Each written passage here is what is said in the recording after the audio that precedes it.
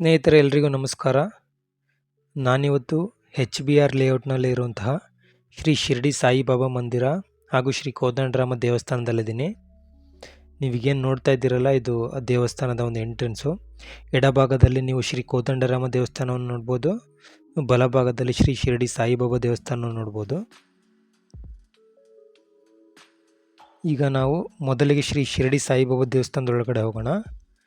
ದೇವಸ್ಥಾನದ ಒಳಗಡೆ ವಿಡಿಯೋ ಚಿತ್ರೀಕರಣಕ್ಕೆ ಅವಕಾಶ ಇರೋದಿಲ್ಲ, ಸೊ ನಾನು ಹೊರಭಾಗದಲ್ಲಿ ಮಾತ್ರ ವಿಡಿಯೋ ಚಿತ್ರೀಕರಣ ಮಾಡಿ ಏನು ಇನ್ಫಾರ್ಮೇಷನ್ ಸಿಕ್ಕಿದೆ ಅದು ಹೇಳ್ತಾ ಇದ್ದೀನಿ.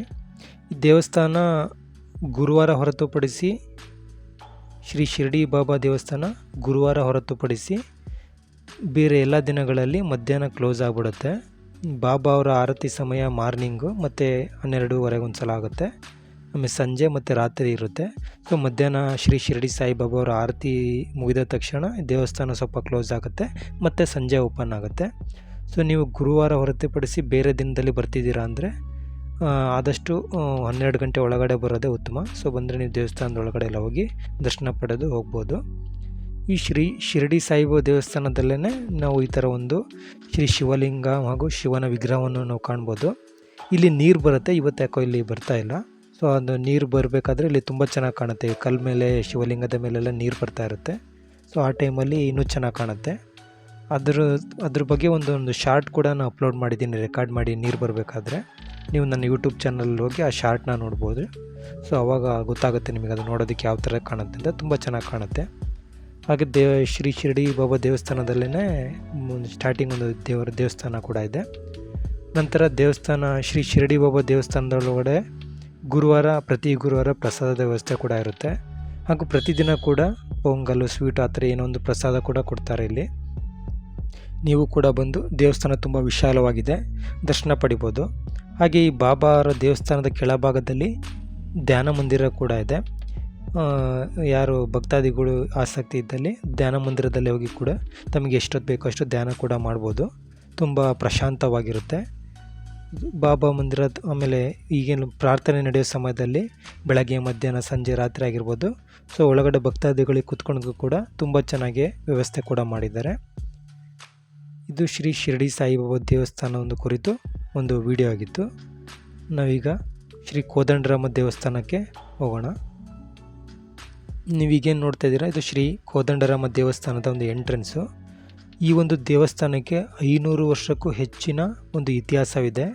ಇದು ಕೇವಲ ಆಡು ಮಾತಲ್ಲ, ಇದನ್ನು ನಮ್ಮ ಭಾರತದ ಪುರಾತತ್ವ ಇಲಾಖೆ ಪರಿಶೀಲಿಸಿ ದೃಢಪಡಿಸಿದೆ. ಈ ಒಂದು ದೇವಸ್ಥಾನ ತುಂಬ ಪ್ರಾಚೀನವಾದದ್ದು ಅಂತ ಕೂಡ ಹೇಳಲಾಗುತ್ತೆ.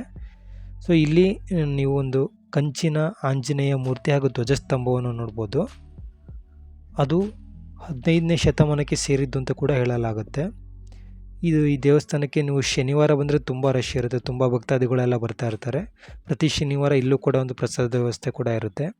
ಹಾಗೂ ಪ್ರತಿದಿನ ಇಲ್ಲೂ ಕೂಡ ಸ್ವೀಟು, ಪೊಂಗಲು ಅಥವಾ ಏನೋ ಒಂದು ಪ್ರಸಾದ ಕೂಡ ಇಲ್ಲಿ ನೀಡ್ತಾರೆ ಭಕ್ತಾದಿಗಳಿಗೆ. ಈ ದೇವಸ್ಥಾನ ಕೂಡ ತುಂಬ ವಿಶಾಲವಾಗಿದೆ, ನಿಮಗೆ ಕುತ್ಕೊಳ್ಳೋದಕ್ಕೂ ತುಂಬ ವ್ಯವಸ್ಥೆ ಕೂಡ ಇದೆ. ತುಂಬ ಚೆನ್ನಾಗಿ ಒಳ್ಳೆ ಪ್ರಶಾಂತ ವಾತಾವರಣದಲ್ಲಿ ಕೂಡಿದೆ.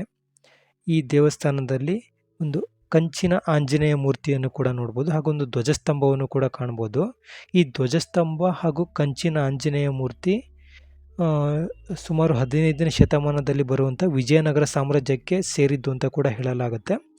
ಇದನ್ನು ನಮ್ಮ ಮಾನ್ಯ ಭಾರತದ ಪುರಾತತ್ವ ಇಲಾಖೆ ಪರಿಶೀಲಿಸಿ ದೃಢಪಡಿಸಿದಂತ ಕೂಡ ನಾವು ಹೇಳ್ಬೋದು.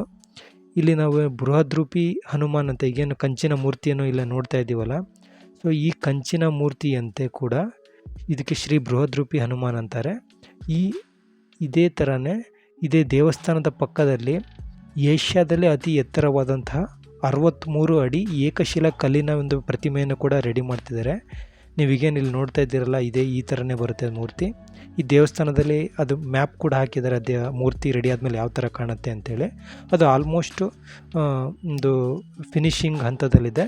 ಇನ್ನೇನು ಸದ್ಯದಲ್ಲಿಯೇ ಅದು ಕೂಡ ಒಂದು ಉದ್ಘಾಟನೆಯಲ್ಲಿ ಆಗುತ್ತೆ ಅಂತ ಕೂಡ ಹೇಳ್ಬೋದು. ನೀವೀಗೇನು ನೋಡ್ತಿದ್ದೀರಲ್ಲ, ಇದೇ ಥರನೇ ಕಾಣುತ್ತೆ ಅದು ರೆಡಿ ಆದಮೇಲೆ. ಅದ್ರ ಕೆಳಗಡೆ ಬರುವಂಥ ಒಂದು ಅದು ಮೂರ್ತಿಯ ಒಂದು ಸ್ತಂಭ ಸೇರಿ ಕೂಡ ಇದು ಟೋಟಲ್ಲು 70 ಅಡಿ ಎತ್ತರ ಆಗುತ್ತೆ. ಇದಕ್ಕೆ ಸುಮಾರು 14 ಕೋಟಿಗಿಂತ ಹೆಚ್ಚು ವೆಚ್ಚ ಆಗಿದೆ ಅಂತ ಕೂಡ ಹೇಳಲಾಗುತ್ತೆ. ಇದು ಇವತ್ತಿನ ವಿಡಿಯೋ ಆಗಿತ್ತು. ಈ ಒಂದು ವಿಡಿಯೋವನ್ನು ಕೊನೆವರೆಗೂ ನೋಡಿ ನಿಮ್ಮ ಅನಿಸಿಕೆಯನ್ನು ಶೇರ್ ಮಾಡಿ. ಧನ್ಯವಾದಗಳು.